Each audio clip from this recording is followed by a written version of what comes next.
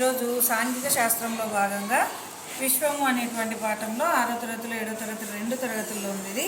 దీన్ని సౌర కుటుంబం అంటాం. సౌర కుటుంబంకి ఎవరు ఆర్జుడు అంటే సూర్యుడు.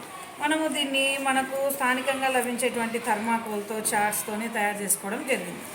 ఈ సౌర కుటుంబంలో మొత్తము 8 గ్రహాలు ఉన్నాయి. మనం వాటిని ఈ విధంగా చూపించడం జరిగింది. సూర్యుని చుట్టూ 8 గ్రహాలు ఉంటాయి కదా. అందులో మనం ఉన్నటువంటి గ్రహం పేరేది ఎర్త్, భూమి.